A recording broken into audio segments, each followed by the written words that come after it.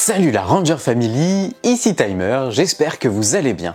La semaine dernière, on a commencé à aborder les épisodes Team Up, ces épisodes où plusieurs équipes de Rangers se croisent et s'allient face à un même ennemi. Et si vous l'avez loupé, le lien est en description. Cette semaine, je vous propose qu'on continue à explorer ces épisodes. Mais avant ça, abonne-toi à la chaîne pour ne rater aucune nouvelle vidéo. Vous êtes prêts ? C'est parti!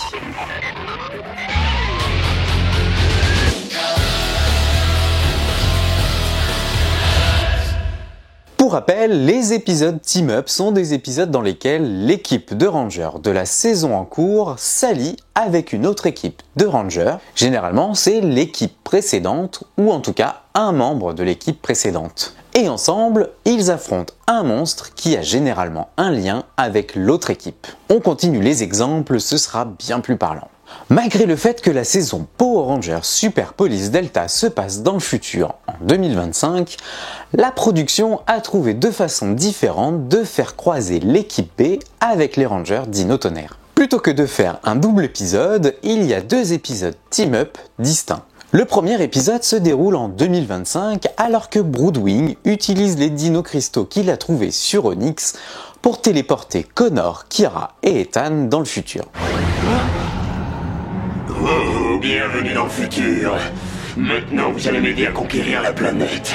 Mais les trois Dino Rangers refusent de se joindre à Broodwing et volent les dinos cristaux. Ils prêtent alors main forte aux Rangers de l'équipe B pour arrêter les plans de Broodwing et de Grum. Bon travail d'équipe. Ouais. Ils sont ensuite renvoyés dans leur époque avec la mémoire effacée, mais avec leurs morpheurs et cristaux actifs. Il faut noter que l'idée d'origine de cet épisode était que Broodwing crée des clones des Dino Rangers à partir des Dino Cristaux. Mais la production a eu peur que les enfants pensent qu'il s'agissait vraiment des Rangers et non de clones. Le second épisode Team Up se déroule en 2004 au milieu de la saison Power Rangers Dino Tonnerre. Grum utilise un portail intertemporel pour partir dans le passé et fuir la Super Police Delta. Bon, ça ressemble beaucoup au plan de Ransik lorsqu'il fuit la Time Force. Grum recrute Zeltrax pour diriger son armée, mais les Dino Rangers, incluant cette fois-ci Tommy et Trent, font barrière. Ils sont rejoints par les Rangers de l'équipe B pour repousser les attaques avec cette fameuse scène. C'est vrai, il n'est pas question de perdre. Pas question de perdre. Pas question de perdre. Pas question de perdre. Pas question de perdre. Pas question de perdre. Pas question de perdre. Pas question de perdre. Pas question de perdre. Pas question de perdre. Pas question de perdre. Pas question de perdre. Pas question de perdre. Nous sommes prêts. Les mémoires de tous les Rangers sont effacées avant que chacun reprenne sa vie normale. Faire deux épisodes Team Up distincts avec deux approches était assez original et cela fonctionnait bien avec le thème de la saison Super Police Delta. Et même s'il y a beaucoup d'action et des répliques cultes, les épisodes sont un peu plats, alors que les saisons Dino Tonnerre et SPD sont parmi les plus appréciées par les fans. Bon, peut-être que l'absence totale de l'acteur Jason David Frank a joué. Après des coupes budgétaires, les épisodes Team Up ont disparu des dernières saisons de l'ère Disney avant de réapparaître dans un film dédié au cours de la saison Power Rangers Samurai.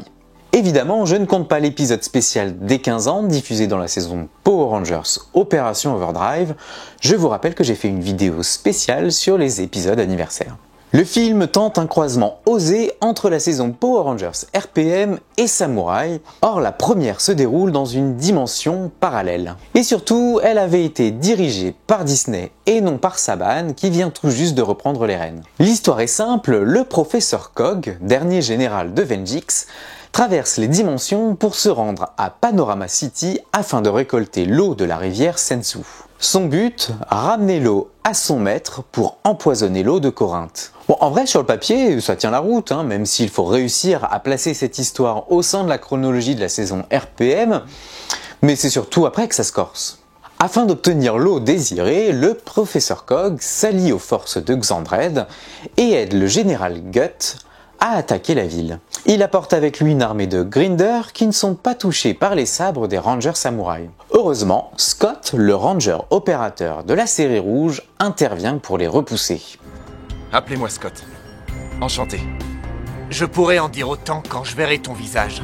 Pas maintenant.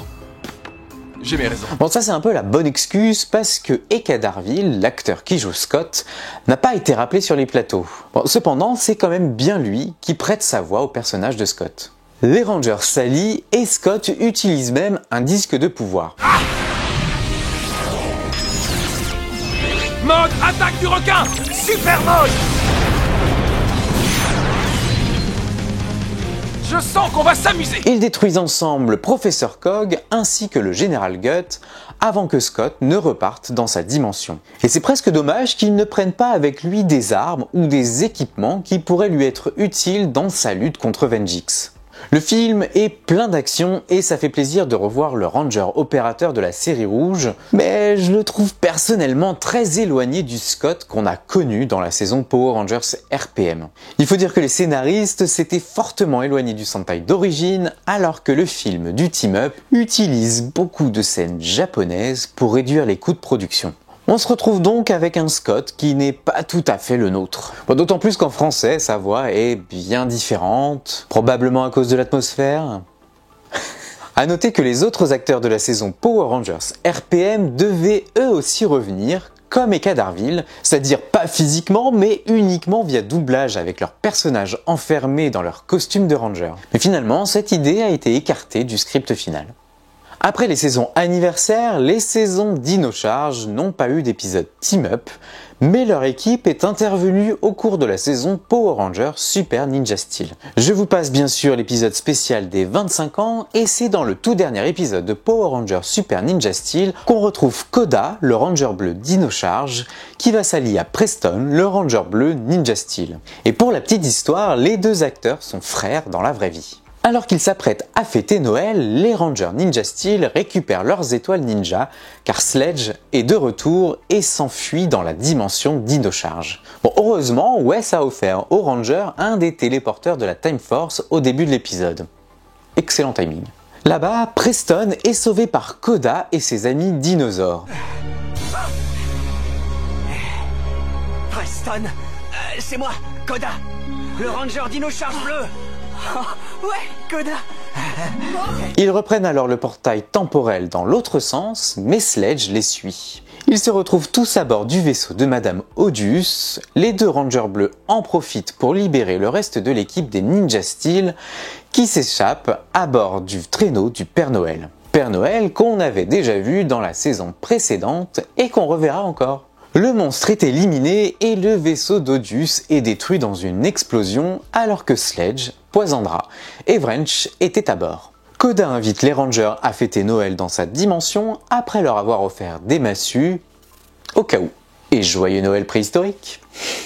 Bon, dans la lignée des épisodes team-up creux, celui-là remporte la palme. Faut dire qu'à la base, c'était surtout un épisode clip show, c'est-à-dire un épisode dans lequel on nous repasse des extraits des aventures de la saison qui vient juste de s'écouler.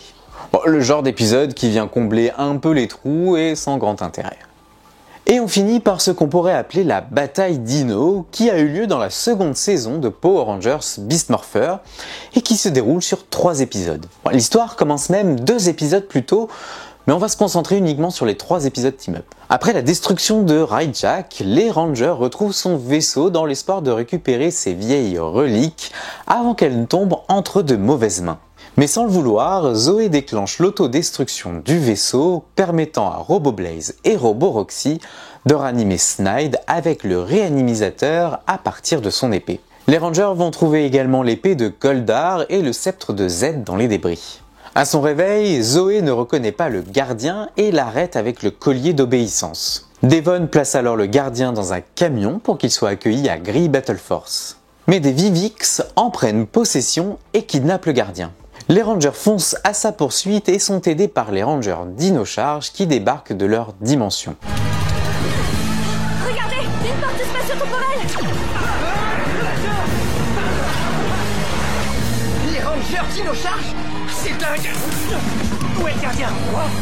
On a perdu le contact après qu'il ait retrouvé le vaisseau de Rajak. Et tous ensemble, ils doivent affronter des Vivix, mais également des Triptoïdes et des patrouilleurs. Afin de récupérer le gardien, les Rangers acceptent de l'échanger contre les reliques de Rajak. Évidemment, les choses ne se passent pas comme prévu. Libérez la puissance des Beasts. Ça va être sauvage. C'est parti là. Tu n'as a aucune chance. Scrozzle utilise les reliques pour animer Sledge et toute son équipe, mais heureusement, les Rangers font front ensemble et libèrent le gardien. Bon, à la fin de l'épisode, la situation est chaotique, mais les Rangers Dino Charge décident quand même de rentrer dans leur dimension. Le second épisode de cette bataille dino est un clip show, mais fait de façon intelligente. Scrozzle et les monstres cherchent à ranimer le bon méchant pour affronter les Rangers en utilisant l'une des reliques de Rayjack. Korag, Astronema, le Seigneur Z, les Psycho Rangers, de nombreux monstres y passent, mais c'est finalement Goldar qui est sélectionné et ranimé avec plus de pouvoir en Goldar Maximus. Je suis de retour. Qui parmi vous m'a offert une deuxième vie?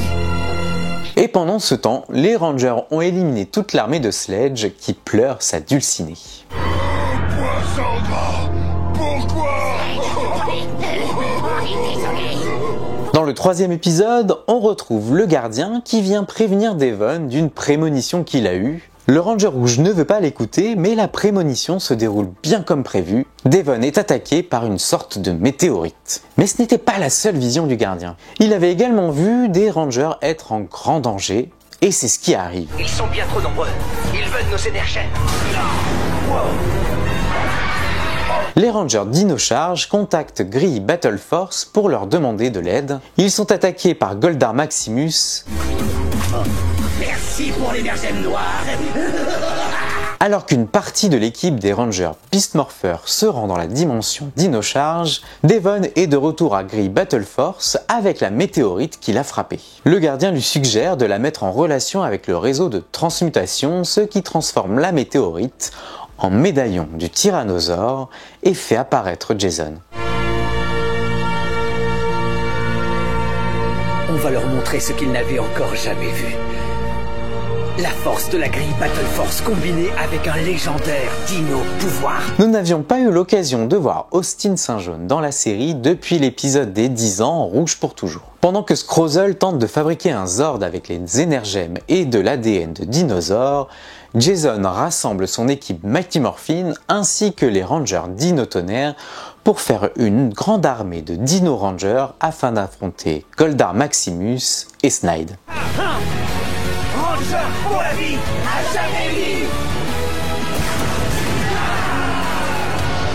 Bon, non seulement on ne voit aucun des anciens acteurs des deux équipes, mais en plus on comprend pas vraiment pourquoi les Rangers Dino Tonnerre ont été appelés. Évidemment, les Dino Rangers parviennent à éliminer leurs ennemis, mais Evox fait appel à son nouveau Zord. Entre alors en scène le Megazord Dino Tonnerre et le Megazord Dino Charge, qui s'assemblent avec le Zord King Beast X pour détruire le Zord d'Evox. Puis chaque équipe de Rangers rejoint sa dimension grâce au téléporteur de la Time Force. Demain ou dans un avenir lointain, il y aura toujours des Power Rangers comme vous qui lutteront pour le triomphe du bien.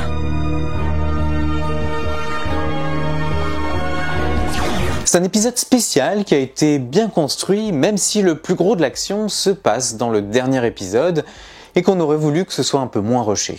J'aime bien l'idée que la bataille Dino ait commencé 5 épisodes plus tôt avec l'arrivée de Rayjack, un monstre normalement ordinaire. Mention spéciale pour l'épisode Clip Show qui est super original et qui va piocher des séquences dans tout l'univers de la franchise. En revanche, je suis un petit peu déçu que certains acteurs ne soient pas revenus, même juste en voice-over. C'est d'ailleurs étrange de revoir les Rangers Dino Charge, Rose et Vert rester transformés alors que tout le monde retire son costume.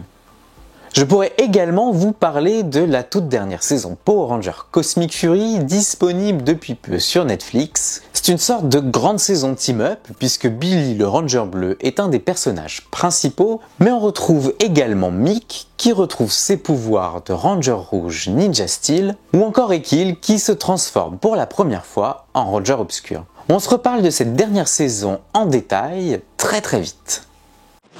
C'est tout pour aujourd'hui. J'espère que cette vidéo t'a plu et si c'est le cas, lâche un pouce levé.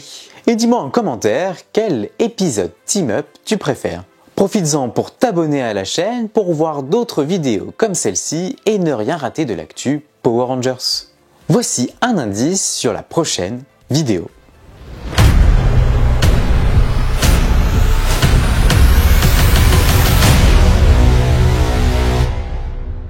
Je vous retrouve la semaine prochaine. Allez, salut!